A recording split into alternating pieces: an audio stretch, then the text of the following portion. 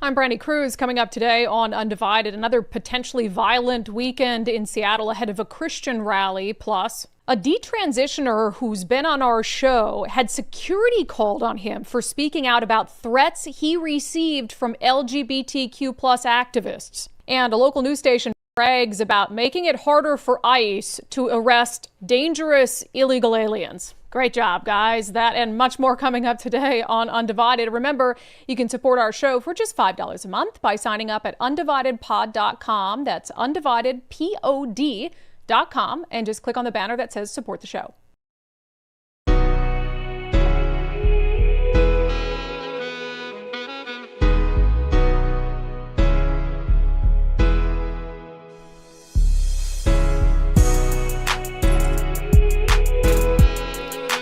Hello, and welcome to Undivided. Thank you for being here. Thank you so much for your commitment to giving common sense a comeback. I'm Brandi Kruse. A lot to get to today. A little housekeeping, though. We're going to be gone. We're taking a vacation, and I can tell you, Nicole can vouch for this, we need a vacation, okay?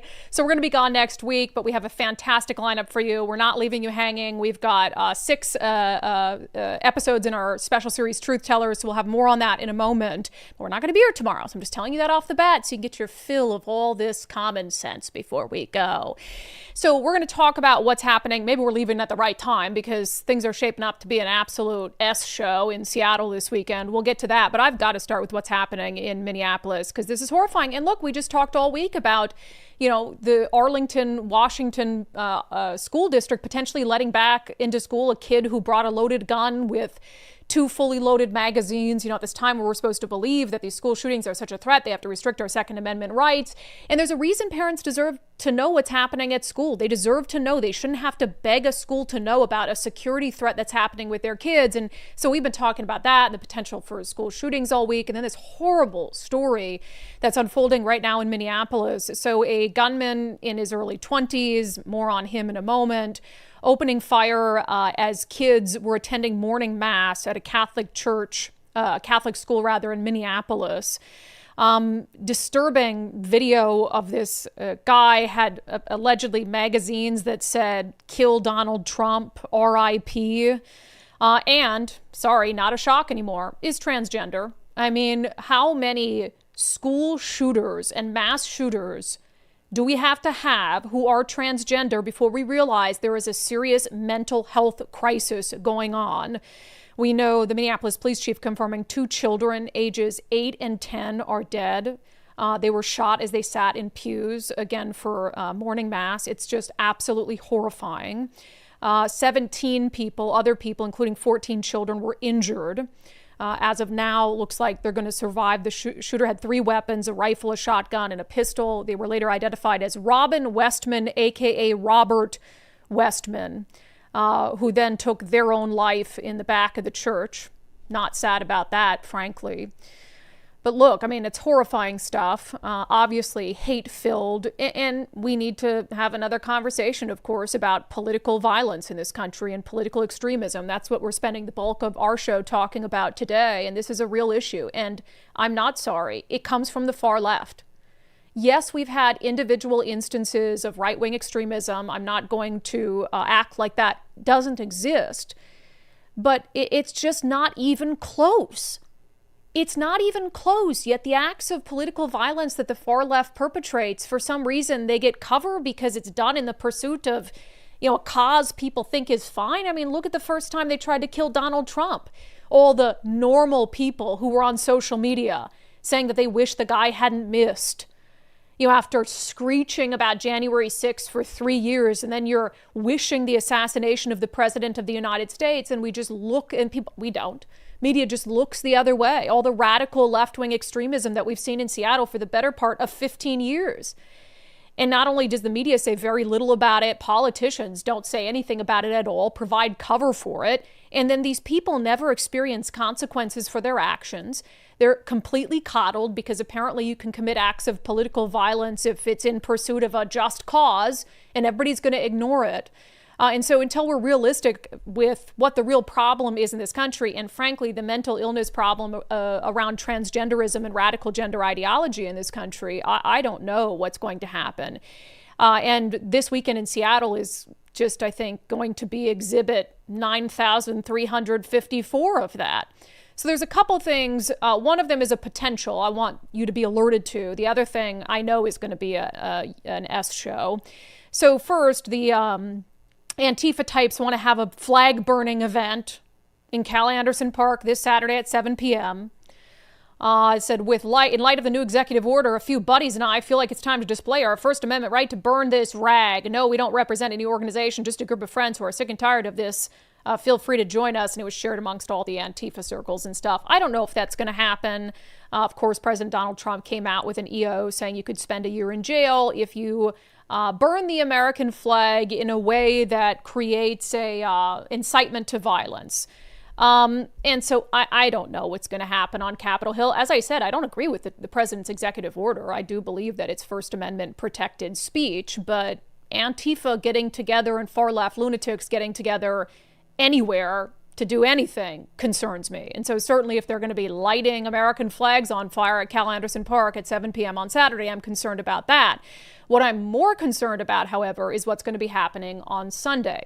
So you'll, of course, remember what happened May 24th on Capitol Hill in Cal Anderson Park when peaceful worshipers tried to hold a music rally. And of course, Antifa did and the far left did what they've always done. And they disrupted it. They threw urine-filled balloons at the crowd. They tried to stop the worship rally from happening. They assaulted police officers.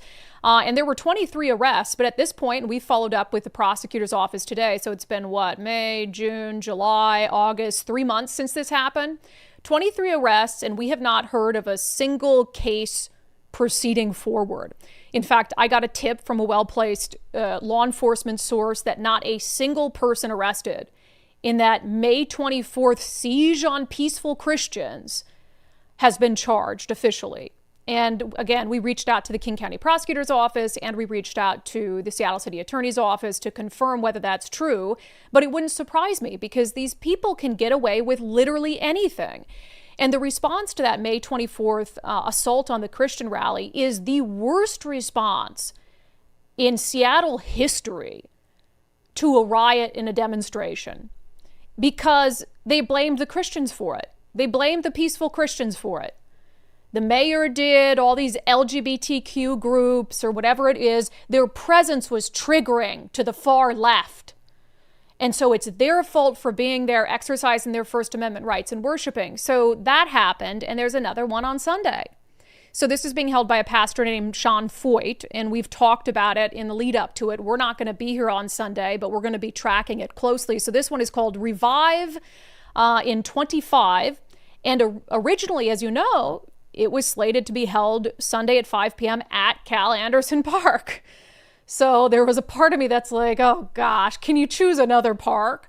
But also they want to be in an area of the city that they think could use their message the most. And so in their opinion, that's Cal Anderson Park. And so they decided to do that. And immediately Antifa came out and said that they were going to have a sleepover at the park. So maybe go right from their flag burning. Have a sleepover at Cal Anderson Park, calling it anti-fascist slumber party and potluck, saying another hate pastor is planning on coming to the heart of the queer community in Seattle to spew anti-queer and trans rhetoric. So we're having a potluck the day before, followed by a sleepover, so we can greet the fascists bright and early. So that was the setup about a month ago when this event was announced. And ever since then, some community groups had been pushing for the city to force the rally or the Christian worship event to move. They said they can't be here in the heart of our gay neighborhood, etc. And thankfully, the mayor came out and said we can't just move them. I don't know if they've learned a lesson or their lawyers advised them like, hey, you really handled the May 24th event poorly, so we need to handle this one better. And a couple days ago, the mayor's office and City Councilwoman Joy Hollingsworth put out a joint statement, and they basically said, well, I'll just read it. According to the law, the city cannot deny or unilaterally relocate permits for public spaces based on the content of the speech or the impacts of that speech on the community. Recognizing that Cal Anderson Park is an important gathering space for our LGBTQ plus residents and receiving their feedback on the event location, we worked with the organizers to suggest alternative park locations. After that conversation, the organizers have agreed to move their event to Gasworks Park. We're grateful that they were receptive to our recommendation. Everyone has a First Amendment right to make their voices heard, regardless of content or belief. We're focused on facilitating that right of expression for everyone in our city while also prioritizing safety.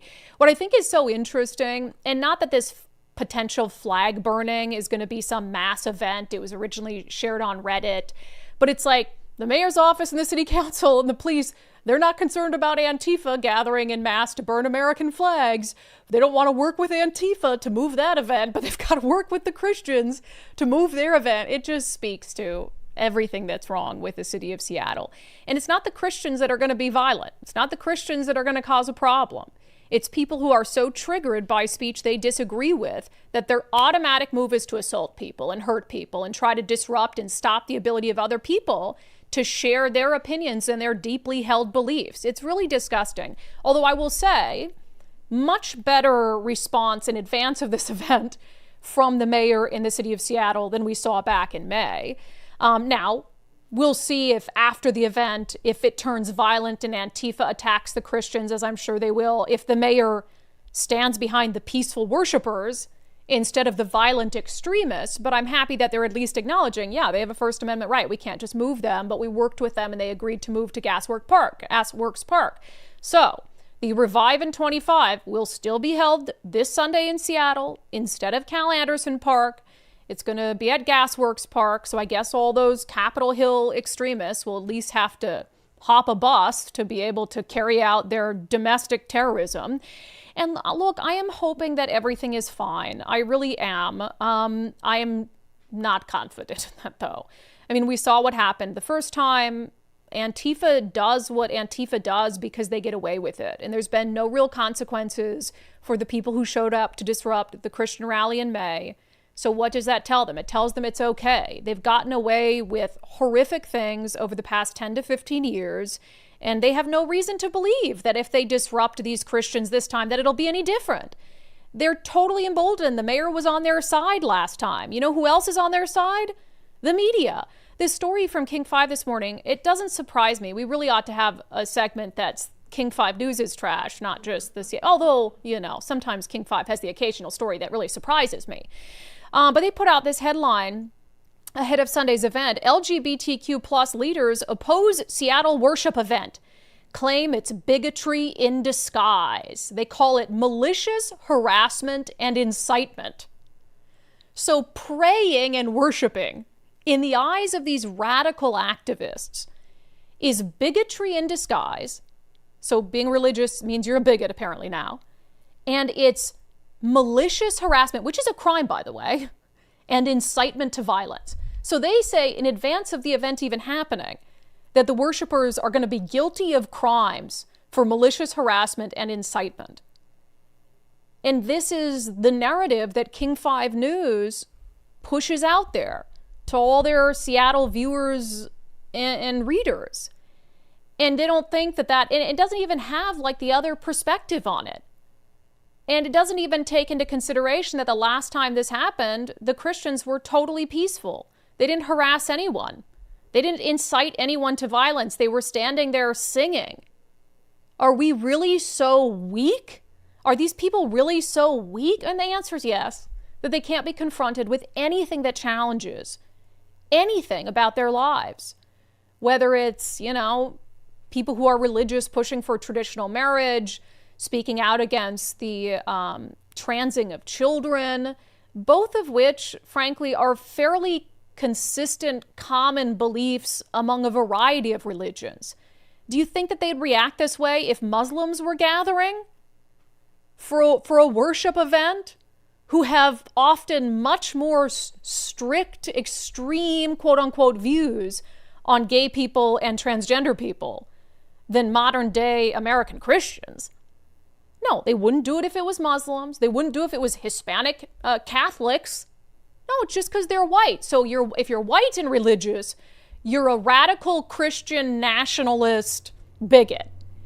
It's just so insane. And the media fuels it and politicians fuel it.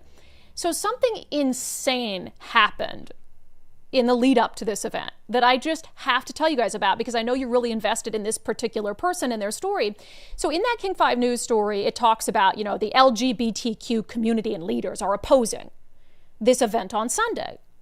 So one of the entities, I guess, that is a prominent voice in the LGBTQ community in Seattle is Seattle's LGBTQ plus commission. So one of these worthless government things that doesn't need to exist, it's like they get together and talk about, ways they can support the gay community. I think that would be perfectly fine if it was a private organization. I just don't think that the government needs to be facilitating it, but they do. So there's appointees on there. Some are appointed by the mayor, some are appointed by commission members, etc. So they had a meeting, and the public is allowed to come and comment at these meetings. So guess who went? Our friend Ari. So remember Ari, and I think we have a picture of the before and after, if you could pull it up. So remember Ari? Ari came on our show, Detransitioner, biological man, ended up transitioning at a pretty young age, went through some life-changing surgeries, only to realize I was just a gay man and I was sold this lie. I've changed my body permanently for life. It'll never be the same. And so Ari started speaking out a few months ago when Riley Gaines came to Seattle. And now Ari has become this very vocal detransitioner against radical gender ideology being pushed on kids. And we had Ari on our show. Ari has now gotten involved politically. So Ari decides to go with someone who will be another familiar face. So Justine Detterling, we had on this show. Justine is a lesbian, married to a woman, but is totally over the radical alphabet mob. And Justine's kind of an older lesbian, so kind of old school, actually had to fight for their rights and all of these things. And she sees all of the gains slipping away because of how radical the alphabet mob has become. So Justine and Ari go to the Seattle LGBTQ plus commission together to offer public testimony. And they are talking to the commission about this event that's coming up on Sunday. And what they wanted to share a couple things with the commission. I have some clips. This is insane, guys. So they wanted to say basically that they weren't happy with how the commission responded to the May 24th event. Because the commission came out and issued this statement about, this group was so hateful. So they were basically supporting the violence against Christians. So Justine and Ari go, and they want to tell the commission, look, people have free speech rights. You shouldn't be condoning violence. And because we've spoken out against aspects of radical gender ideology, we've been doxxed and harassed and had death threats. So that's the message that they came to share with the commission is, hey, let's lower the temperature here. Here's a clip of Justine's remarks. My name's Justine. I'm in a lesbian marriage. I'm pretty immersed in LGBTQ identity politics and activism and what's going on with all of those issues. And I'd like to offer a different perspective than what's usually talked about in committees like this, or maybe even in bubbles in Seattle. More and more of the public is rejecting queer activism. And it's not just the general public, it's also people of the identities that this committee says that they represent. And I don't know if you're aware of this. I know how social circles work, and they tend to be bubbles. But there's increasing rejection of what queer activism has become. And one example that I'll use of why is what happened at the Cal Anderson Park. Now, I strongly dislike right-wing Christian ideology. I've been opposing it my whole life. But parks are places where the public is allowed to gather. And by all accounts that I read, it was the queer activists who started the violence. Now, nobody would know that based on the public statements that you all made. So I find that unethical. There was no condemnation of the behavior of the activists that I heard from this committee. I don't think police officers deserve to be assaulted because Matt Shea is a homophobe. And this is happening again in Gasworks Park. This is going to be a repeat. And I promise you, if all of this goes down the same way, you're going to popularize the Christian groups, just like they were popularized and empowered the last time. It's also important to understand, even if Matt Shea shows up, not all of those Christians are homophobes. Not all the local, even conservative Christians are homophobes that show up to events like that. They might not even know that Matt Shea was kicked out of the Republican Party or that he showed up at the Bundy Ranch. They probably don't even know that. They don't necessarily deserve to be kicked or have balloons thrown at them when they don't know if it's urine or gasoline in those balloons, right? So I would like to see a call for protecting the Constitution and the First Amendment and more effective strategies to counter messages that you don't like, even if they're fascistic and dangerous. So, okay. Oh, this is going to get crazy. So good for Justine, right? As a lesbian woman showing up to the LGBTQ commission, basically saying, like, how can you guys take the side of these people who show up and beat police officers and kick police officers and throw urine at peaceful worshipers? You know, it's a public park. They have First Amendment rights.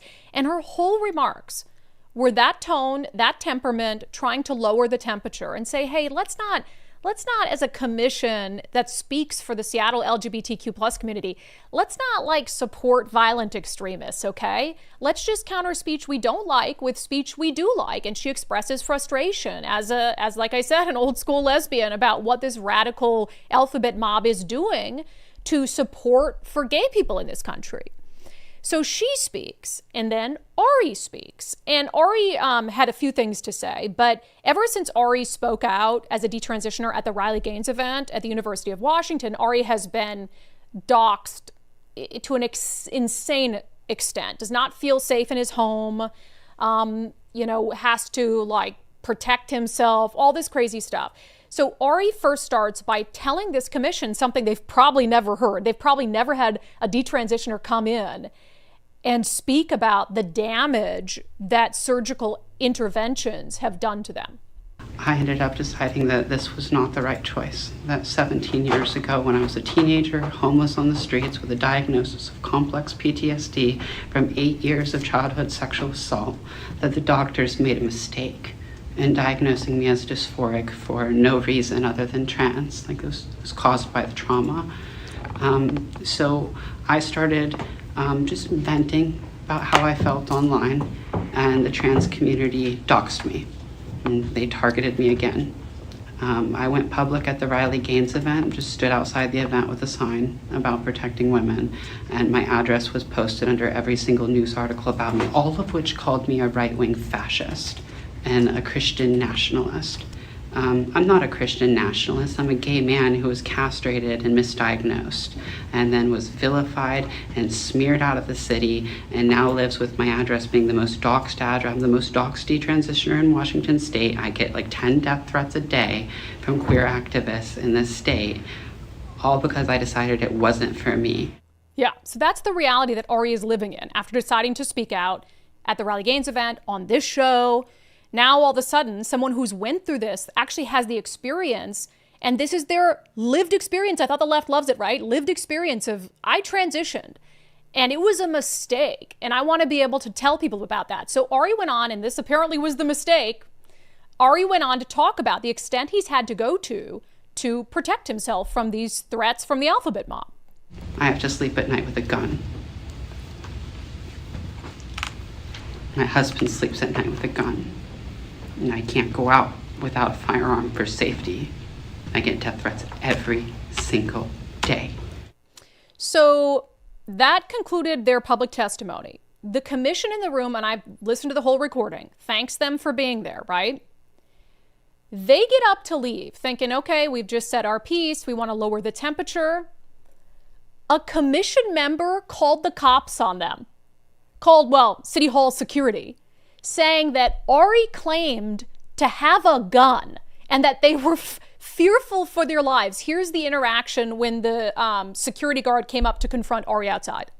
Part of the virtual part of this meeting. And they said... That said someone did public comment and admitted to being open carrying? No, I said that I can't go out safely alone without concealed carrying, which I'm licensed to do, but I'm not doing so right now. Okay. And I did not say that I was either. Okay, I just wanted to confirm. Yeah, no, if someone heard that, that's not what I said, and I recorded what I said. I was not carrying in there, cool. And I'm not carrying right now. All right, cool. That's all I wanted to know. Thank you. Thank you. So I'm glad that security guard handled it. Like, okay, that's great. And Ari was so calm. And it gets worse. It gets worse. It gets worse. But think about this. You have Justine and Ari who show up to give public comment on threats and fear and intimidation and the horrible treatment that they've endured for speaking out against, radical gender ideology.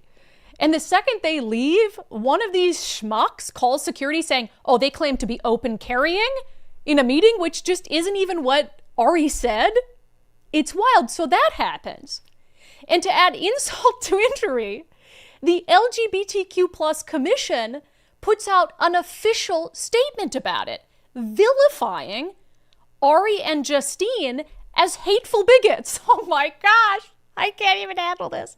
So it says, yesterday, individuals attended the Seattle LGBTQ Commission's public meeting and made intimidating comments that suggested a potential safety threat. Did anything in there sound intimidating or a threat in any way? They say intimidation against anyone, including members and allies of our community, is unacceptable and goes against our city's values of safety and inclusion. Hate has no place in Seattle, particularly in spaces meant for community members to foster belonging and volunteer in public service.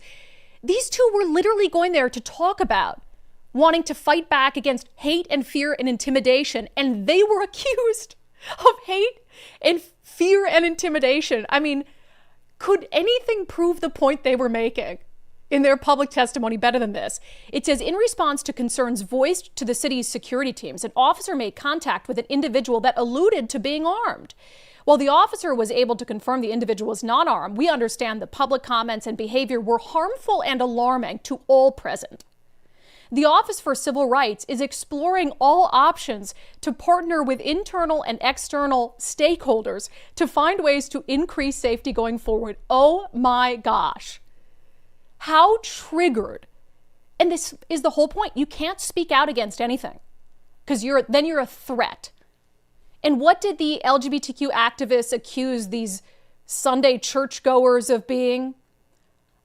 They said that it's malicious harassment and incitement just to have a prayer rally. So that's what they're basically painting Justine and Ari as, is the malicious harassment and incitement. It says, the city of Seattle is firmly committed to being a welcoming city where everyone, regardless of their identity, can feel safe and live openly with dignity and respect. Apparently not. Because Ari came there to tell you, as a detransitioner, he does not feel safe. He's harassed and doxxed and threatened and has to sleep with a gun and carry a gun out in the community. And you're turning it around as if Ari is the one who's the threat and danger, not the radical extremists who, and by the way, and I know which one of these commission members called the cops. I know, I can't say it because I can't prove it, but I know which one. There was one of these commission members who interjected when Justine was speaking and talked about how the radical alphabet mob were the ones who started violence on May 24th at the Cal Anderson Park. And Andrew, one of these commission members, said, oh, that's not true. I was there. Oh, okay. So not only are you defending the radical extremists, you're one of them. So no wonder you're defending them. And that same person, Andrew Ashiofu, who was appointed to the commission in May of 2024, I think took this into defamation territory, took to his or her, I don't know, they, them, whatever, personal Facebook and said, during the Seattle LGBTQ Commission at City Hall this week, we encountered community members making hate-filled comments. They targeted our trans community members and activists with hostile language, calling us villains and violent. Is that not crazy? So you heard the bulk of their testimony. I didn't cherry pick comments or selectively edit it. That's the tone they took the whole time. And this LGBTQ commission accuses them of making hate-filled comments, targeting the trans community and activists with hostile language, calling us villains and violent. They literally shared their experience of stuff that is actually happening to them. And instead of being welcoming and inclusive, you called the cops on them and then released statements accusing them of being bigots. thus proving the point of why they showed up to your stupid little meeting in the first place. All they wanted was for the LGBTQ Commission to help them lower the temperature, stop the hate and threats and doxing and vitriol, stop the groups that are showing up assaulting peaceful worshipers and cops. And no, it was Ari and Justine that were the problem. Isn't that outrageous? It's just crazy. And I've reached out to the LGBTQ Commission, which again is run through the city of Seattle. The comments made by this Andrew Ashiofu, member of the commission, are defamatory. Absolutely defamatory. The statement put out by the director of the Seattle Office for Civil Rights is defamatory. They're targeting private citizens who showed up to just express their concern and their lived experience. But since it's not the lived experience that these extremists agree with, it's hate and bigotry. Honestly, I think Justine and Ari have grounds to pursue some sort of legal claim against the city over all this. They probably won't, but it's just outrageous. So I do not have high hopes for Sunday. I hope everyone can stay safe and peaceful. But given the fact that the whole system in Seattle supports that kind of behavior is a good indicator of what's probably going to happen. All right, coming up next, I'll give you a little glimpse at what we're going to be doing while we're on vacation back here on the show. First, I've encouraged you guys, and it's going to be here before we know it. Oh my gosh, it's almost September. Like, what has happened to the summer? And soon it'll be October, and we'll be having the Engage Conference at the Baden-Bauer Center in Bellevue, October 22nd to 23rd. If you're interested in politics and housing policy in the state of Washington, it's a great conference to attend. It's held by our friends at the Rental Housing Association of Washington. My friend Jonathan Cho and I, along with some others, will be hosting a panel on how the media covers housing issues like rent control, etc. So if you'd like to sign up, go to rhawa.org. rhawa.org. You can sign up for the conference there. You can also sign up to become a member of RHA, which is a great thing to do if you're a small to mid-sized landlord in the state of Washington. All right, before we get to unbelievable, just again, some housekeeping. We are going on vacation. Oh my gosh, I need it. I have stress radiating throughout my body. So I hope that our generous bosses, you guys, are okay with us taking a little bit of time off.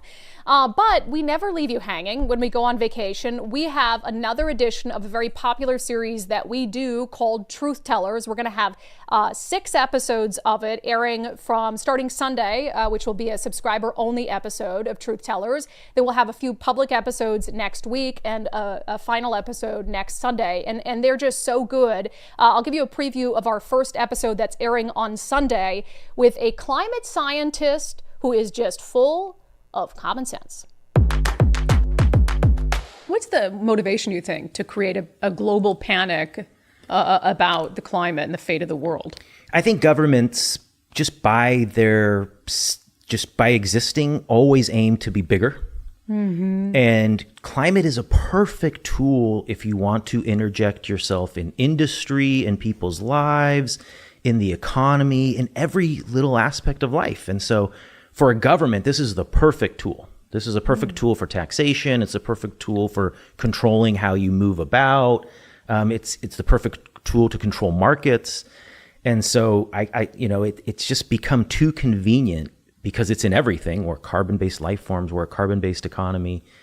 And it's just too convenient for them. If they have a tool like that, they just can't stay away from it. And so you just continuously see more and more push, more and more bureaucracy, more and more policies related to climate. And so, I think the ultimate thing is money and power. Yeah. Well, you bring up a lot of those things that you just said. It's about controlling the populace and getting them to agree to things that maybe they otherwise wouldn't have because they're scared to death. It sounds a lot like the pandemic.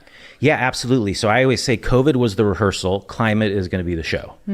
And the IPCC works with behavioral scientists and scholars, and they've changed the wording, and they realize that what they're doing is trying to elicit a fear response, because a fear response really does drive behavioral change. And that's what they want. They want a behavioral change. And the best way to do it is scare people into believing something, and they'll change their behaviors, even if it's not real.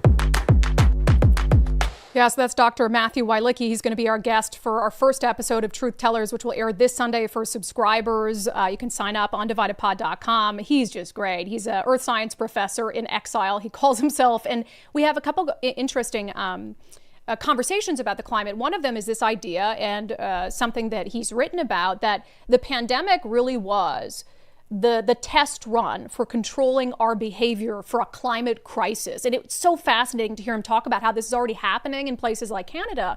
And then also, as a professor, he's experienced firsthand the fear, he calls it irrational fear, which I agree with, that young people have about the planet just ending.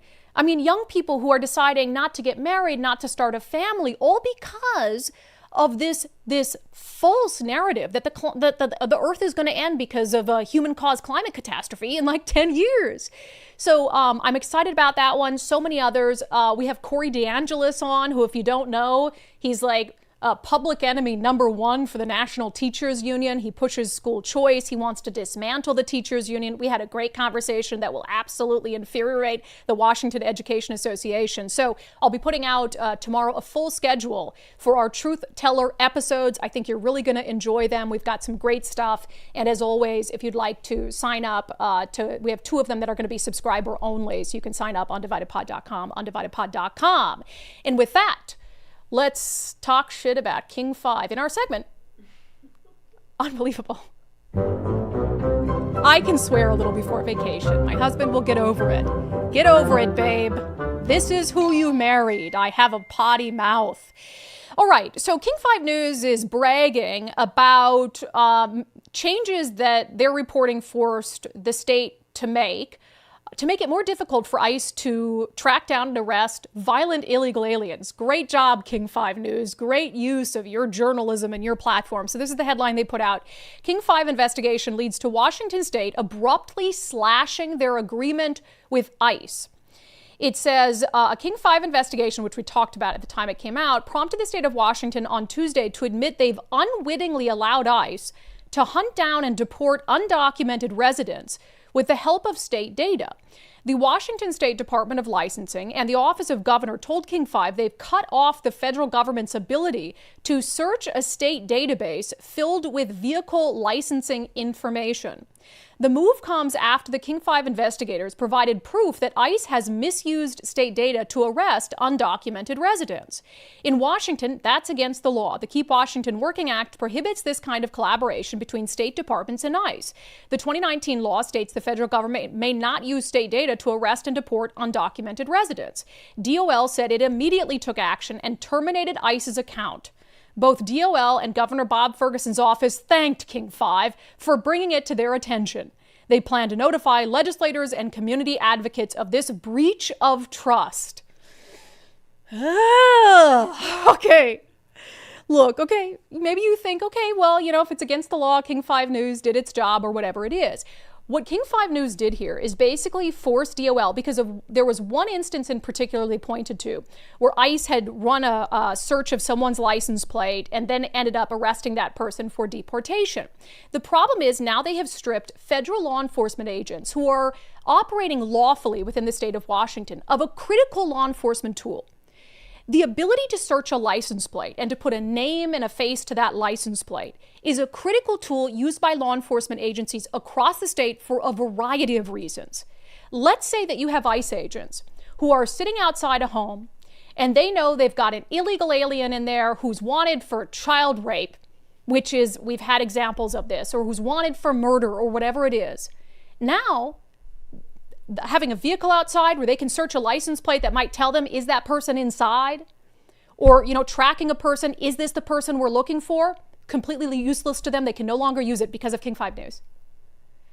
So they make no differentiation between, hey, you can use the DOL database if you're trying to arrest a criminal illegal alien versus, oh, you pull up and you're outside a farm somewhere and you're just searching license plate numbers to see if there's any illegals there you can arrest. So now they treat it all the same. I mean, how asinine is that? And think of the kind of people who this will protect. Well, I always go back and look at all the ICE Seattle, the arrests that they put out, like this guy, Eric Soares Martins, a citizen of Brazil, arrested by ICE Seattle. He overstayed a tourist visa in 2017, has a criminal history that includes arrests for child rape, hit and run, harassment, and criminal trespass. So this is the guy. Let's say that this is the person they're after, and ICE is like, oh, is that his car? Well, can't search the license plate. State is now prohibiting you from doing that. They've stripped your ability. Doesn't matter the circumstance. Now you can't do it at all. So now we're protecting child rapists, murderers, criminals of all stripes. And now they're going to go to the legislature. They thanked King 5 News. They're going to notify legislators and community activists. So now, I mean, who knows what round of insane legislation they're going to push to make it nearly impossible. They say, and this undercuts all of their excuses. Remember they say, and even the city attorney in Seattle, who's supposed to be a Republican, said they're not thwarting ICE, they're just not helping. They're not cooperating. No, you are thwarting ICE.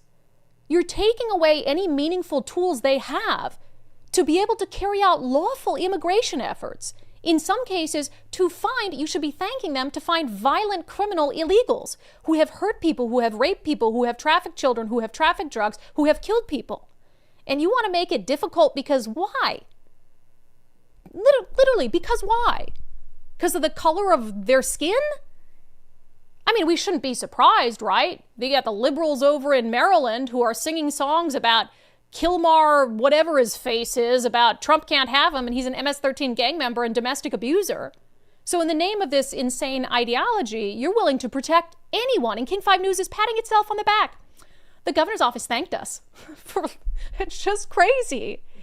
And then at the same time, you look at some of these, law enforcement actions that ICE has conducted in any sane environment. In any sane environment, the Seattle Police Department, the city of Seattle, the mayor, the governor should be thanking the DEA and ICE for some of these actions they're carrying out. There was just this DEA press conference, which you'll notice, and if you're looking at the picture, there is someone notably absent from this image. I'll let you think about who it is for a second. The DEA announcement, Sinaloa cartel-connected drug distribution ring that used semi-trucks to transport huge loads disrupted with multiple arrests. So they go into this, and there was this Sinaloa cartel-affiliated drug trafficking group. This is a quote from David Reams, the special agent in charge of the DEA Seattle division. The Sinaloa cartel-affiliated drug trafficking group brought misery and death to our community. The work of DEA and our partners seized hundreds of pounds of meth and fentanyl from this group that could have yielded a staggering 6.9 million lethal doses, which of course is enough to kill everyone in the Seattle-Tacoma metro area like 3 times over. It says, according to records filed in this case, the drug ring is led by Rosario Joaquin Banuelos, 31, and his brother Francisco. The men are based in the Sinaloa area of Mexico. Throughout 2023 and 2024, law enforcement used undercover agents to uncover the tentacles of the drug ring and seize large loads of narcotics. Over those years, law enforcement was able to seize huge shipments of drugs, including 95 kilos of meth, more than 41 kilos of fentanyl powder. The investigation determined that these large shipments of drugs were being transported by a co-conspirator who's a truck driver. So they go through, and they, as part of this arrest, they did arrest some Washington state citizens who were acting as basically street-level distributors, but they also arrested multiple citizens of Mexico, including several who are living here in Washington state who had already been previously deported and came back into the country slinging deadly drugs on our streets. Anyone, and you know who's absent from that? You wouldn't know from reading this until you get to the bottom. Oh. This was a joint Seattle Police Department DEA investigation. Oh. Where's the Seattle Police Chief? Where's anyone with the city of Seattle? Anyone who helped with this investigation? No, we can't be tied to it because they arrested some illegals. That's exactly what happened. I got a tip that the chief declined to come. And that wouldn't surprise me. Because, we can't be seen as cooperating with the feds when it comes to Mexicans, even if they're Sinaloa drug cartel killing people on our streets. And now King 5 News is patting itself on the back because they just made investigations like this one even more difficult. Because now they talk about all these undercover operations. When they're in there, they're monitoring people, they're doing undercover drug buys. Now they can't run any plates. Not only does it make it more difficult, it makes it more dangerous. Because they don't have the full information available to them for who they're going to encounter, who they're coming up on. It is unreal to me. And this is what the King 5 investigators are spending their time doing. Instead of, just going to throw this out there, King 5 News. Maybe you do a report on all the crimes committed by illegal aliens in the state of Washington. All the people who our sanctuary laws have shielded, like the guy who killed Trooper Christopher Gadd. I don't know, maybe do both. Do this one and then talk about that.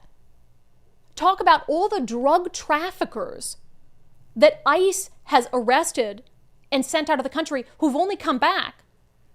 And do the math on how many people their drugs have killed.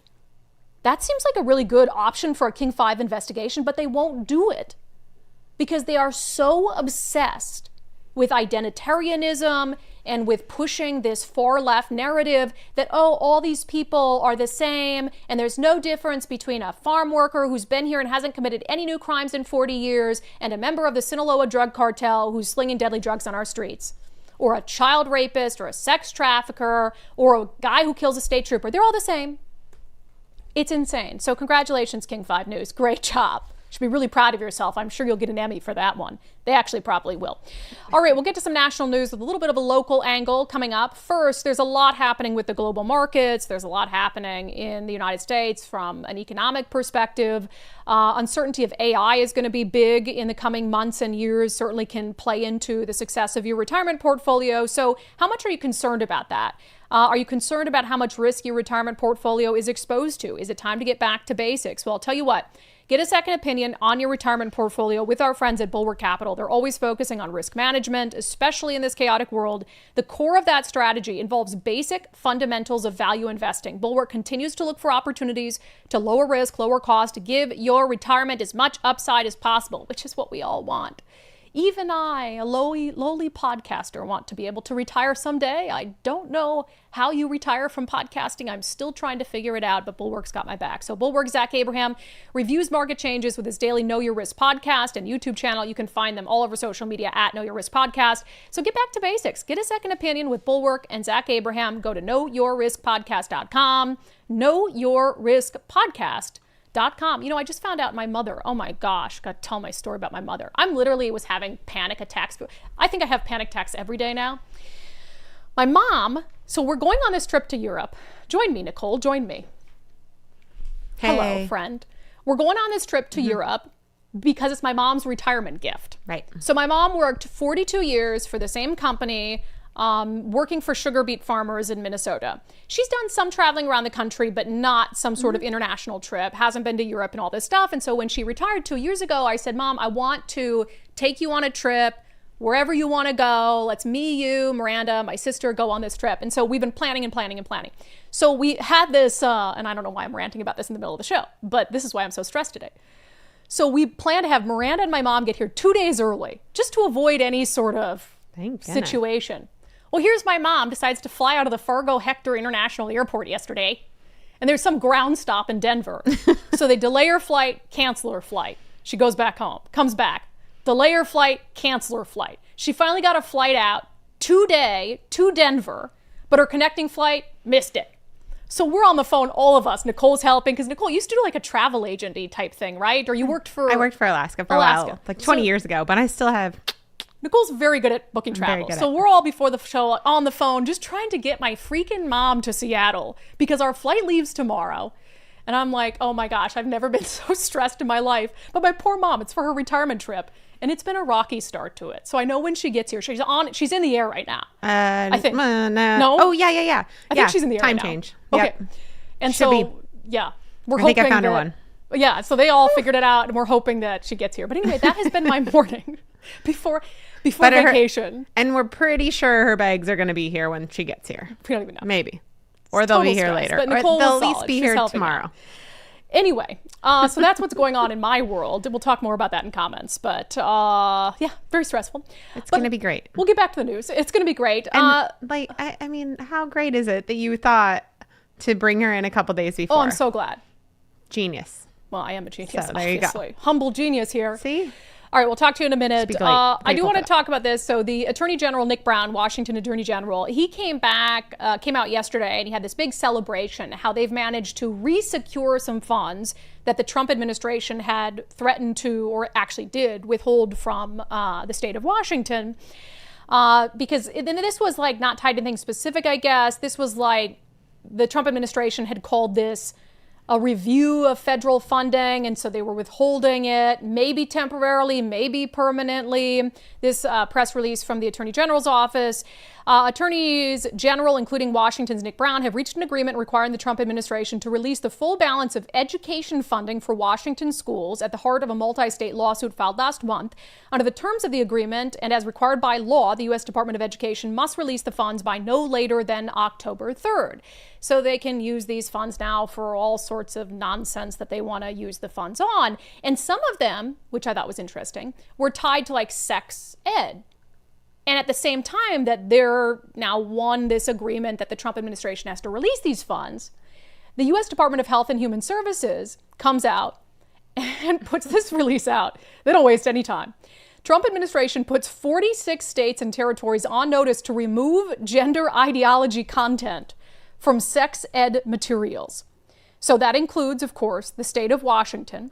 It says HHS, through its Administration for Children and Families, demanded that 46 states and territories remove all references to gender ideology in their federally funded personal responsibility education program within 60 days. This action reflects the Trump administration's ongoing commitment to protecting children from attempts to indoctrinate them with delusional ideology.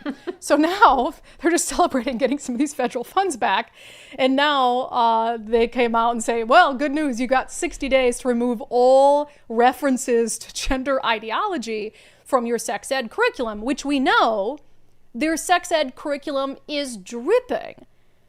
I would argue predominantly features, more than other regular things, gender ideology. I mean, we just had a story a couple weeks ago about OSPI had put out its August bulletin about sexual education. Most of it was about gender ideology, transgenderism, intersex, puberty blockers, hormone therapy. Like, it doesn't even moderately reflect the sex ed of our days. Not even a little bit. And then there's the crazier stuff. Like, we did an exclusive story, gosh, this is like 2 years ago now, in the Olympia School District, where they'll invite in representatives from Planned Parenthood, and they'll come in and teach something that isn't even officially part of the curriculum. Like, remember that crazy gender wheel? Where this Latina ex-Chicana trans woman who created this wheel, they literally taught kids, I think this was 4th or 5th grade, that their gender is like a game. Mm-hmm. And they gave them this wheel that the kids could literally spin and just identify as different things. Like, the middle wheel had pronouns they could use, and then, or the internal wheel, and then the middle wheel had like how they would present, like would they be masc or femme or whatever it is. And then the outside had gender identities like intersex, trans, cisgender. And they literally told them, one of the examples was where's this tree? You can one? be a tree in the middle there. It says tree. You can be yeah. a he, she, they one, or tree. As one example, you could be an intersex girl who's a non-binary tree. This was actually in an Olympia classroom, and parents had no idea about it until they found out after the fact. And I think the basis for this is that one of the parents found this gender wheel in their kid's backpack.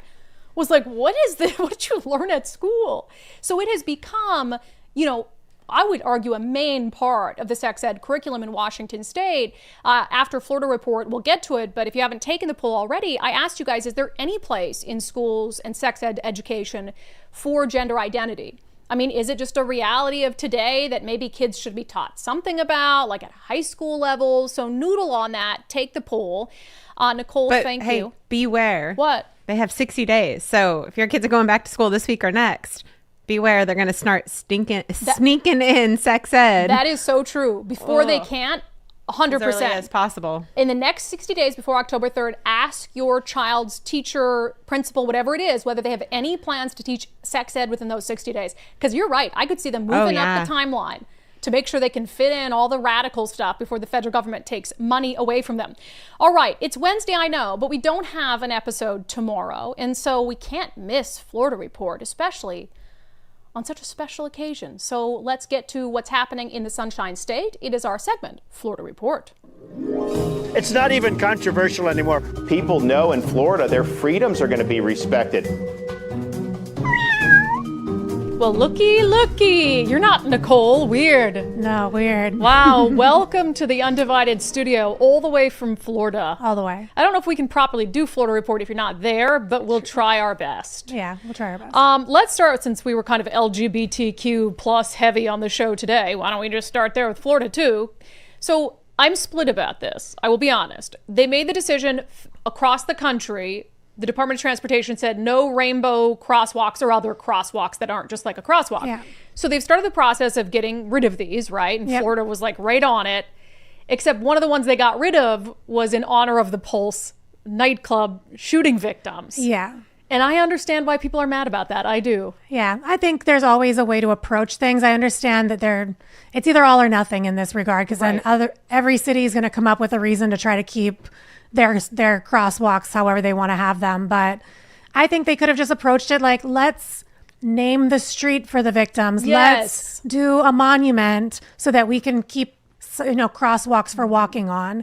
But instead, like, obviously that's not what they did. They're just like, everybody's crosswalk has to go back to a normal crosswalk by September 4th. And this one was unfortunately included in that as a whole. And I think it could have used a little more sensitivity in addressing it. Yeah, well, apparently, so the activists came out, they kept repainting it. So the state would come out, or the city, I don't remember if it was the state or the city, and they'd paint it normal, and then they'd come back out and they'd paint it rainbow, and that went back and forth. And finally, I think the state patrol told them, you can put chalk on there. Yeah. Because it's easy to wash off, but you'll be arrested if you come back and paint it. Yeah, exactly. So they've had groups of protesters kind of out there just constantly re-chalking the sidewalk. But I think eventually even protesters should get behind a movement to do some sort of more permanent, maybe a little, because I don't really like the idea of walking on a memorial. I think that you could easily create something a little bit more beautiful, something people can leave flowers at, sit by without standing in traffic to memorialize these poor people who lost their lives at Pulse. And I think there are other memorials for the Pulse Club shooting, but you're right. I mean, there's so many other things you can do. And I get it. And I should also note that Florida has been painting over, like there was a couple Blue Lives Matter, like police crosswalk type things, which is so hilarious because that would never be allowed here ever in a million years. So it shows you they're being consistent. It's not just no rainbow crosswalks. It's no anything except a crosswalk. Exactly. And I think I can agree with that. I do think that people need all or nothing rules. Otherwise, somebody's always going to try to find a loophole to get through it and make it work for them. Yeah. So consistency is key. It is. For sure. It is. This is infuriating me. Of course, we have a tie now with this whole illegal truck driver who killed 3 people on the Florida Turnpike. Now Washington State might lose federal funds if we don't enforce our English language standards for big rig drivers. This is an honest to God headline from CBS News. Attorney says truck driver in fatal Florida Turnpike U-turn crash is grieving as the victims are identified. I honestly, that headline infuriated me too, because you should have been grieving the moment that you made that mistake that took the lives of people on the highway, not now that you're facing, looking down the barrel of your consequences. Suddenly now you're grieving the loss of these people. Well, and I'm not saying, I don't know this guy. I don't know. I mean, the video was weird because he doesn't look like he has this reaction at all when he's doing this very dangerous U-turn and people slam into his big rig. It looks like he's just stoic. Now, I don't know. I'm sure that if I, accidentally killed someone, in this case, this was obviously a crime because of the nature of what he did. But I'm just saying generally, I probably would feel horrible for the rest of my life. So I'm not saying he doesn't feel bad. I don't know. But that's not the headline you choose. Who's grieving? The families and people who lost someone they loved. And then at the same time, there was this, what was it, a petition? Yeah, change.org petition to seek leniency, asking Ron DeSantis specifically and the clemency board to go lenient on this guy with the charges that he's being accused of. And then if he is found guilty, asking for leniency in the crimes and making sure that maybe he gets the opportunity to be paroled or something because he didn't do it with malicious intent. It's just crazy, but they will fight for illegal aliens like nothing I've ever seen. In fact, can we play, because you weren't here yesterday? Yeah. This clip of them singing for the Maryland man, MS-13 gang member. Here you go. Kilmar is our neighbor, You can't have him, Trump. No! Kilmar is our neighbor. You can't have him, Trump. Heck no! Now, it's catchy, and it's been stuck in my head. But it's like, imagine them going that hard. Come sing for the working class Americans who are having a hard time making ends meet, or the victims of crime. No, they'll sing for the domestic abuser, illegal alien. It's just, they've lost their minds. They've lost their minds. And honestly, would they do that for an American citizen that made the same mistake? No, like, I don't know. It really is just something that bums me out. But another thing that's kind of happened in the wake of this is DeSantis has directed several, like, truck inspection sites in Florida to perform immigration checkpoints. Yeah. So when you have these truck drivers coming through, because the state of Florida does not recognize their commercial driver's license or any driver's license issued by another state to an illegal immigrant. Yeah, it's insane. And so, so now in these efforts to protect illegal aliens, you've actually made it more likely that they're going to get picked up and deported from the country. So congratulations, leftists. All right, Miranda, with a Washington edition of Florida Report, thank you very much. You're welcome. It's not even controversial anymore. People know in Florida their freedoms are going to be respected. Isn't that nice having Miranda stop by the studio? Love that while she gets ready and tries to figure out how the hell we're going to get my mom here. She's in the air, though. All is fine. All right, let's get to our daily subscriber show poll. I asked you guys about now the federal government wants to strip gender ideology from being in sex ed lessons at all. Is that appropriate? So I asked you on Patreon, Locals, and X, should schools be able to teach about gender identity during sex ed lessons? Yay or nay, Nicole? Nay. Okay. Oh, all right. That's an ideology. That is not sex education. That is not what it is. You know, but part of me is like, well, if these kids are identifying as a gender other than the one they are, you know, we probably should tell them that, like, hey, if you identify as a man, you can still get pregnant. You know, we should probably tell them that. So part of me is like, yes, but only maybe at an older age, and then only limited, like really limited. Kathleen says, age appropriate only, 5th grade and above. We can't put our heads in the sand. The kids see the gender confusion on social media, on TV, and in the movies. Lots of books out there of this genre. In this state, children can still be treated with hormones without their parents' knowledge or even hidden away. This is what really scares me. I just don't, and it's, by the way, way lopsided. 90% of you are saying no, there's no room for gender talk in sex ed at all. But I understand Kathleen's point, like, how do we undo this? And there's going to be a whole messed up generation that was transed or convinced that they were a different gender. How do we help them navigate their way out of that when they suddenly wake up one day? I mean, we're going to have a crisis on our hands in 5 years. It's going to be rough. It's going to be really sad because just like our friend Ari, their bodies are destroyed forever. It's nothing they can take back. And, you know, regardless of how they live the rest of their lives, their bodies will be altered. Right. And they have to live with the consequences regardless. Even if they enjoy living as a different gender, you have now, you know, you have to deal with those consequences. Right. It's a whole new, you get one body, take care of it. We do things that are terrible to our bodies every day, and we all have to deal with those consequences. But that is exponentially worse. Well, it's like, you know, think how bad it is if I had to live with every decision I made when I was a kid. Oh my gosh, my life would be ruined, and I never did anything even remotely as bad. Can you imagine if what you did to your hair when you were 18 lasted forever? Or my eyebrows. Or my eyebrows. God, for the love. Sean Nixon says, stick with the science of biology of the two sexes. I don't believe teaching about how people choose to have sex or with whom is appropriate for our young child's development. Luke says at this point, I'm not sure schools can be trusted to teach sex ed at all. It's true. You know, I reason I believe the reason that schools were doing it is because it wasn't happening at home, right? So then, okay, teach them about science and teach them about, you know, sex or whatever. But now, gender ideology is not real. It's not science. It's not a thing. And it's just something, it's a social contagion. It's a social belief. It's I'll give it, you know, if you want to live as a different gender, I don't care. I don't care. Do it.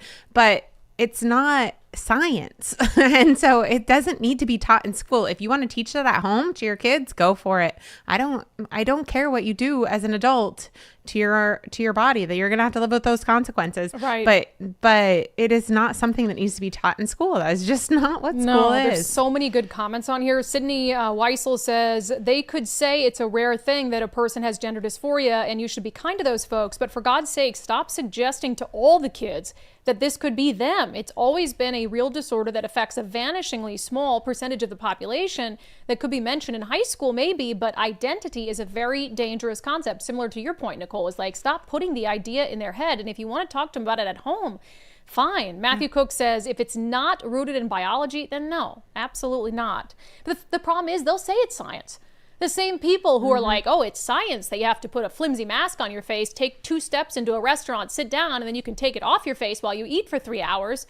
It's like, that's the same trust the science people. Oh, trust us. These kids who are 8 years old know that they were born in the wrong body and should cut their breasts off. It's like, good God. And it's just crazy. I get that people want to live a different thing. If you wish you were a girl and want to live as a girl, live as a girl.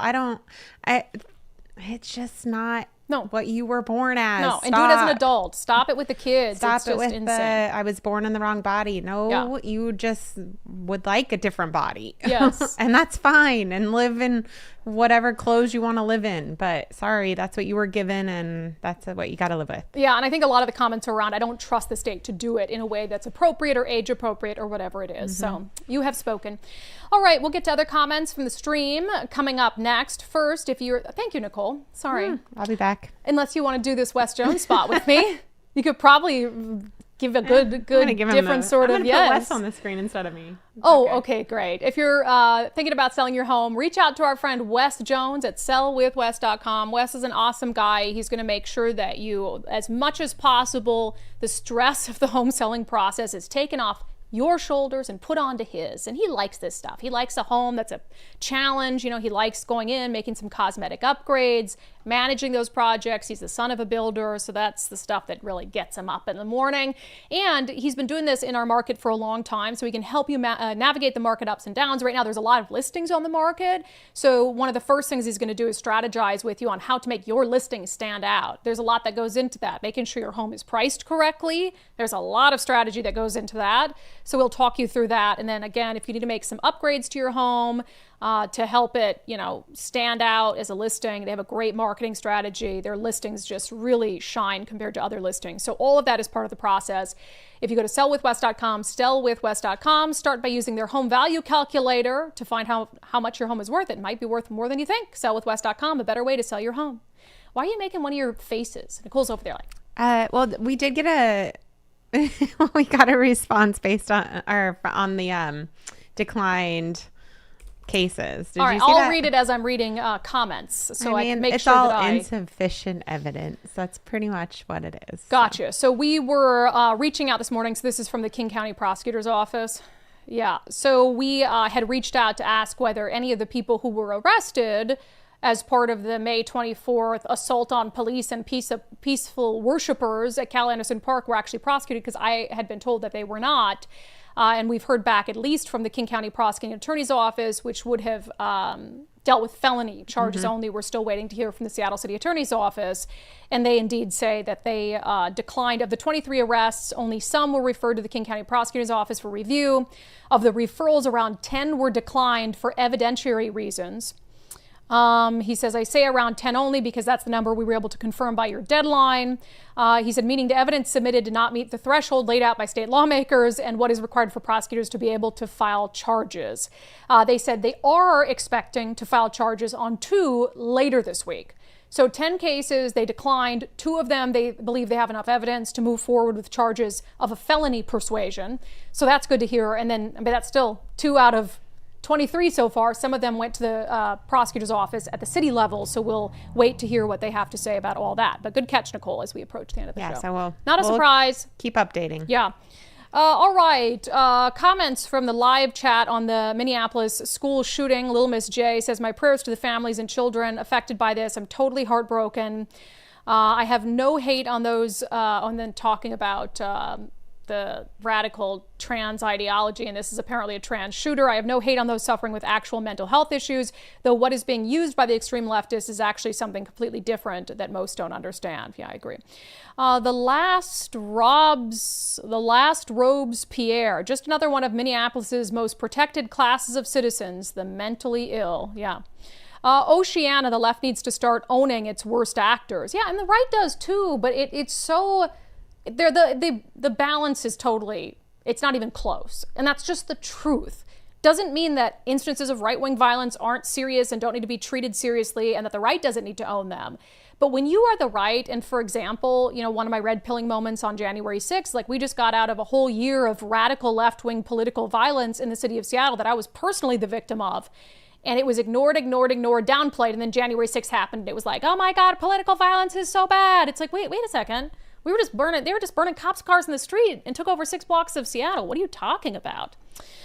On the Christian rally happening Sunday, Rachel Wright says the Alphabet Mafia can literally walk around the street nude, committing sex acts in front of children and no issue. Christians want to praise and worship Jesus? Oh no, that's offensive. Yeah, no, it's not only offensive. What did they say in the King 5 News article? It is just that act is malicious harassment and incitement. Yeah. And this is not crazy. This group does this everywhere. This is not just in Seattle. I mean, this is a tour they're doing. Yeah. They're going everywhere. They're spreading their message everywhere. So this is not just incitement on Cal Anderson Park. They're not just doing this in Seattle. Yeah. On our friend Ari, a detransitioner, getting the cops called on him. Old Sub Sailor says Seattle only has overdramatic language and outright violence as tools. They lack adult maturity and the ability for true discussion and debate. And look, I get it that when Ari said, I can't go anywhere publicly without a gun. I can see how that would put the pieces together. Okay, so that would mean that you're in public now, so do you have a gun now? But ask, like, hey, don't be like, oh, wait till he gets out in the hall and then call the cops on him. It's right. Like, if you were actually concerned about it, you would have immediately stopped, said, do you have a gun now? That you would have immediately gone and got somebody to brought them in to assess the situation. But no, this was, you just wanted to embarrass him. Right. You just wanted to create a situation where you could send out this little message and say, we wanted, we're sorry that he said something we didn't like. Well, and then when it became clear he didn't have a gun, what was the need for the statement? Right. Why was there any need for the statement? He didn't have a gun. And but it all wasn't he did about the was statement about the gun. It wasn't about the gun. It was about Ari coming in and Matthew Cook says it best. They are scared of Ari because he's living proof of gender ideology propaganda and destroys their narrative. Right. Absolutely. So they've got to vilify Ari as a bigot. Yep. Watermelon Shug say Watermelon Sugar. Oh, Watermelon Shug. Thank you, Ari, for being so brave. I agree. On the King 5 story celebrating their work getting ICE kicked out of the DOL database. PV and Wah says, I stopped expecting investigative journalism from activists masquerading as news outlets a long time ago. Weiss Castle, feds should refuse to accept Washington state issued identification for all federal services until access is restored. I don't hate that. On RFK, threatened to revoke federal funding if gender ideology is not removed from sex ed. Let's see. Skeptic 501. Many school districts in the state use King County's Flash curriculum. It teaches 4th graders about puberty blockers and cross-sex hormones. Yeah, we featured that. That's part of the Olympia one. Salty H. What kind of drugs do you need to be on to understand that wheel? Yeah. The gender wheel. It's like, what? They're teaching little kids this. You can identify as a tree. Low Miss J, concerning sex ed, my local school would not allow me to go. And sit in during the classes, even though I have extensive background checks with my own job. And as such, I pulled my daughter from those classes. So wouldn't let the child's parents go in and actually watch the sex ed. Why not? Why not? That's suspicious. I cannot stress it enough. Pull your kids from the sex ed. Opt them out. If everyone opts them out, then something, then they have to change it. They have to make it better. Yes. They have to make it what it used to be or what it should be. Some nice super chats about our vacation. You guys are so nice. Thanks for not being rough on us for taking a vacation now and then. We really need it. Matt even gave us a $50 super chat. He said, have a great vacation. Wow. Let's see. Moon Goddess.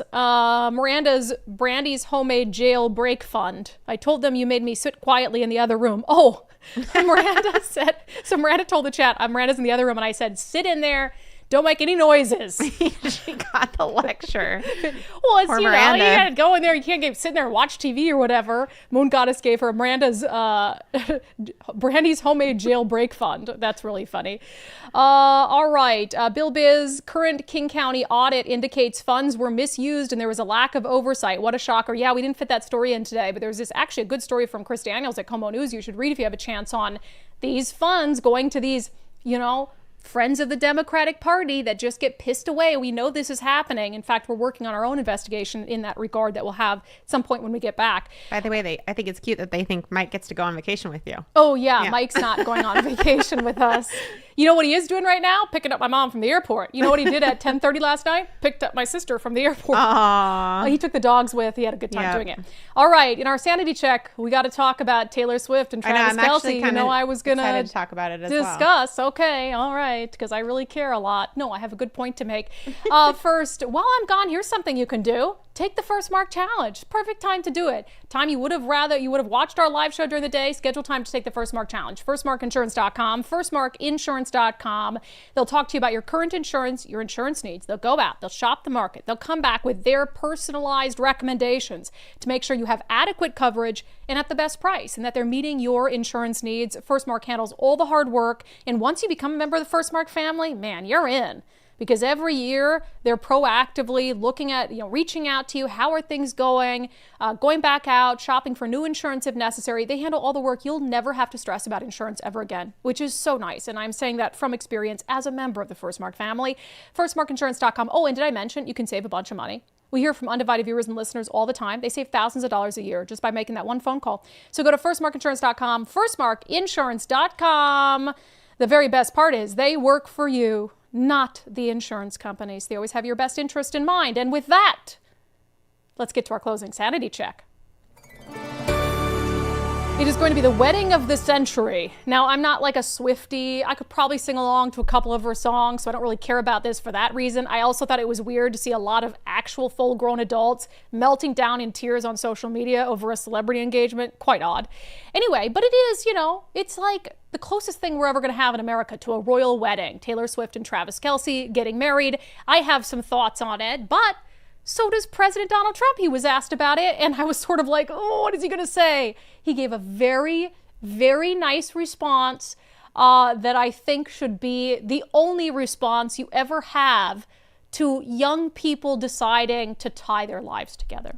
Travis Kelce and Taylor Swift are engaged, and the world wants your reaction, sir. Well, I wish him a lot of luck. I think he's a great player. I think he's a great guy, and I think that she's a terrific person. So I wish them a lot of luck.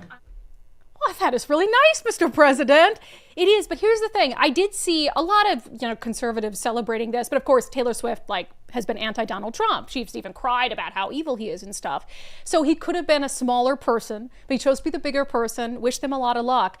And I did see some conservatives, because Taylor Swift has been anti-Trump, being kind of cruel about this online, and I thought, this is going to be the single most important thing to happen in the last 100 years to help restart the nuclear family. I mean, we talk all the time about all these sad female leftists who never want to get married and all this stuff, and people want to destroy the nuclear family and all these things. A pop culture icon, Taylor Swift, is happily in love, is going to get married. Hopefully it's a successful marriage. Hopefully they have a bunch of kids. I think you're going to see young women who are going to, at levels we've never seen before, want to get married and settle down and have kids, and conservatives should be celebrating this far and wide. Nicole, I know you want to say something about this. Yeah, I mean, I think you're right. Sometimes I get caught up in the obsession with Taylor Swift and it bothers me, and so then I don't want to like her. But then I've actually met her, and she's a very sweet human, and she's adorable. Yeah. And I'm still a little offended she left country music, and that's kind of that's always been my problem with her, is she kind of turned her back to country music, and I'm offended. But in reality, she just did what was best for her career, and it's a business, and it worked out. Yeah. So I'm happy for her, and maybe she will, maybe she won't have kids. I don't know. Totally up to her. But building a family unit with someone and traditional marriage and all these things, good for her. Yeah, and I really believe when people look at Taylor and Travis, I think that you have to put other people out of your mind and just look at those two people, and there's not a lot to hate there. I mean, there's not a lot to hate. You can kind of be like, they're kind of nerdy sometimes, and they're kind of whatever, but there's not a lot to hate. So try to put other people's opinion of these people out of your mind when you look at two happy 30-something-year-olds with really amazing careers, a football player, and don't hate people because they're star. Successful. 100%. That's what people are doing. Yes, I love this for them. I hope that it works out. I'm happy to see her happy, and I will say, if you're mad at Taylor Swift for her political beliefs or whatever, remember, I hated Donald Trump like 2 years ago, and I voted for Hillary Clinton. So, people can change. And when women get married, they tend to get a little more conservative. So, but she can do whatever she wants. I'm just happy for them. And I will say also, I was one of those people who's like, I'm a strong, independent woman. I'm never going to get married and all this stuff. Getting married is the best thing I've ever done in my life.